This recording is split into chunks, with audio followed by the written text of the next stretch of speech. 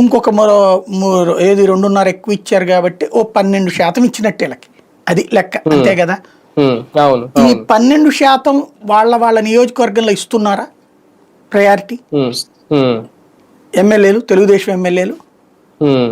ఇక జనసేన ఎమ్మెల్యే ఉన్నాడు అనుకుందాం, పోనీ అతని నియోజకవర్గం వరకు అతనికి వదిలేస్తున్నదా తెలుగుదేశం?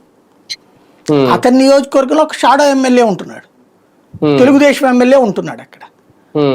అంటే తెలుగుదేశం ఇన్ఛార్జి అక్కడ ఎమ్మెల్యే ఓ రకంగా. ఎవరో ఆ సుందరపు విజయ్ కుమార్ లాగా దబాయించగలిగినోడు, బొలిశెట్టి శ్రీనివాస్ లాగా హడావిడి చేయగలిగినోడు, కందులు దుర్గేష్ మంత్రి, నాదెళ్ల మనోహర్ మంత్రి, పవన్ కళ్యాణ్ మంత్రి, వీళ్ళ 5 నియోజకవర్గాల్లో తప్పించి మిగతా ఏ నియోజకవర్గంలోనైనా డామినేషన్ వాళ్ళదే.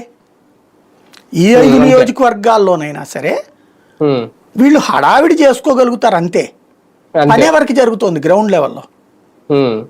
పవన్ కళ్యాణ్ ఉన్న పిఠాపురం నియోజకవర్గంలో జనసేన కార్యకర్తలకు ప్రయోజనం జరుగుతోందా, తెలుగుదేశం కార్యకర్తలకు ప్రయోజనం జరుగుతోందా?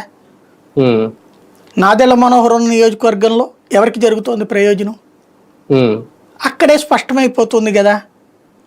పోనీ అక్కడ డామినేషన్ వీళ్ళకి ఇస్తున్నారా? తెలుగుదేశం ఎమ్మెల్యే నియోజకవర్గంలో కంప్లీట్ డామినేషన్ వాళ్ళకి ఇస్తున్నారు, వీళ్ళకి 12% కూడా ఇవ్వట్లా. జనసేన ఏరియాలో కూడా వాళ్ళకి ఇవ్వట్లేదే. సార్ ఒకటి చిన్న డౌట్ సార్, జనరల్గా డామినేషన్ అనే పదం వచ్చింది కాబట్టి రాజకీయాల్లో ఇప్పుడు మీరన్నట్టు నియోజకవర్గాల్లో డామినేషన్ అనేది వీళ్ళు చెయ్యాలా అనుభవంతో వస్తుంది. ఎందుకంటే ఒక ఎగ్జాంపుల్ నేను చెప్తాను. పిఠాపురం నియోజకవర్గంలో మీరన్నట్టు జనసేనకు కూడా ఒక ఇన్ఛార్జ్ ఉన్నారు, తెలుగుదేశం పార్టీ తరపున అక్కడ వరం గారు ఉన్నారు. ఏదైనా సమస్య వస్తే వర్మ దగ్గరికి వెళ్ళినప్పుడు ఆయన కలెక్టర్ దగ్గరికి వెళ్తున్నారు, అర్జీలు పెట్టుకుంటున్నారు, అధిష్టానంతో మాట్లాడుతున్నారు, అది ఆ సమస్యను సాల్వ్ చేసే ప్రయత్నం చేస్తున్నారు. అదే ప్రయత్నం జనసేన నాయకులు, జనసేన ఇన్ఛార్జ్ చేస్తే అక్కడికి ఎందుకు వెళ్ళాల్సి వస్తుంది? అలాంటి సందర్భంలో ఇక్కడ డామినేషన్ అనేది మనకి ఎంతవరకు కొలమానం? జనసేన ఎమ్మెల్యే వెళ్తే పని చేస్తాడా కలెక్టర్? అది కదా ఆయన కూడా ఎమ్మెల్యేనే కదా సార్. అవును, ఎమ్మెల్యేనే. పని చేస్తున్నారా? బీజేపీ ఎమ్మెల్యే వెళ్తే పని జరుగుతుందా?